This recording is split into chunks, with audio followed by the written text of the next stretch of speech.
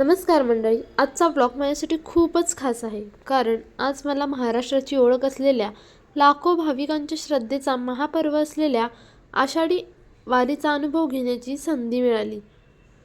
वारी म्हणजे फक्त पायी चालण्याचा प्रवास नाही, तर तो श्रद्धेचा, भक्तीचा, प्रेमाचा, समतेचा आणि माणुसकीचा उत्सव आहे.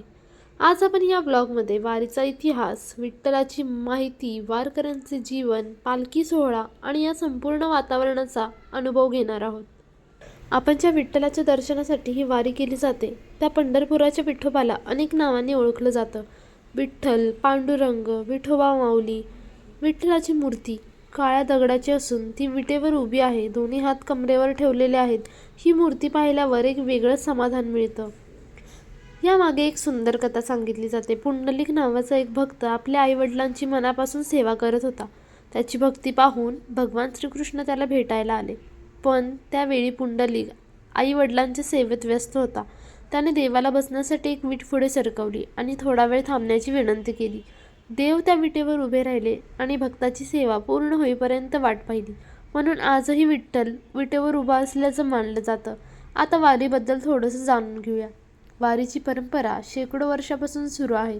महाराष्ट्राच्या कानाकोपऱ्यातून लाखो वारकरी पायी चालत पंढरपूरला जातात. संत ज्ञानेश्वर महाराजांची पालखी आळंदीहून तर संत तुकाराम महाराजांची पालखी देहून निघते. मार्गात हजारो गाव, लाखो भक्त, असंख्य दिंड्या आणि सतत सुरू असलेले नामस्मरण हे दृश्य शब्दात सांगणं कठीण आहे. दिंडी म्हणजे वारकऱ्यांचा एक समूह. प्रत्येक दिंडीला स्वतःचा झेंडा, टाळ, मृदुंग, भजन मंडळ आणि शिस्त असते. सर्व वारकरी एकत्र चालतात, एकत्र जेवतात, एकत्र विश्रांती घेतात. इथे कोण मोठा, कोण लहान असा भेद नसतो. सर्वजण एकमेकांना माऊली म्हणतात. यातून समता, प्रेम आणि माणुसकीचा सुंदर संदेश दिला जातो. वारकऱ्यांच्या हातात टाळ, मृदुंग, भगवा झेंडा आणि डोक्यावर तुळशीची कुंडी पाहायला मिळते. अनेक महिला नऊवारी साडीत तर पुरुष पांढऱ्या धोतर कुर्त्यात दिसतात. त्यांच्या चेहऱ्यावरचा आनंद पाहिला की इतक्या लांबचा प्रवासही त्यांच्यासाठी किती सोपा वाटत असेल याची जाणीव होते. वारीमध्ये अभंगाचं विशेष महत्त्व आहे. ज्ञानोबा माऊली तुकाराम, रामकृष्ण हरी जय जय रामकृष्ण हरी या गजराने संपूर्ण वातावरण भारावून जातं. हे फक्त शब्द नसतात, तर प्रत्येक वारकऱ्याचा श्वास असतो. आजच्या धावपळीच्या जीवनात आपण अनेकदा ताण, चिंता आणि स्पर्धेमध्ये अडकतो. पण वारी आपल्याला शिकवते की आयुष्यात समाधान, साधेपणा आणि प्रेम यालाच सर्वात जास्त महत्त्व आहे.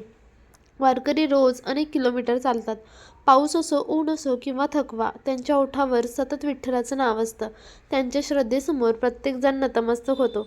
वारीमध्ये अनेक सामाजिक संदेशही दिले जातात. स्वच्छता राखा, झाडे लावा, व्यसनमुक्त राहा, पाणी वाचवा. तसेच स्त्री पुरुष समानता. अनेक दिंड्या समाज प्रबोधनाचं कामही करतात. पंढरपूरमध्ये आषाढी एकादशीच्या दिवशी लाखो भाविक विठ्ठलाच्या दर्शनासाठी येतात.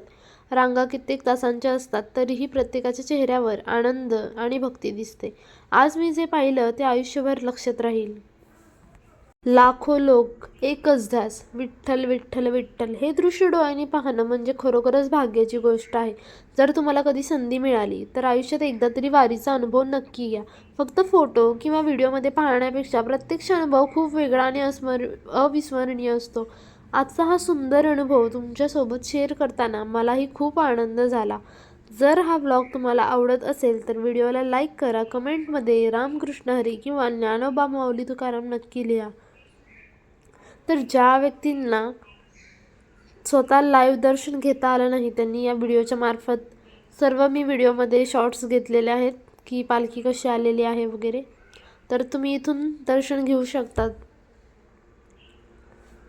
आणि आजचा ब्लॉग आपण इथेच संपवूयात.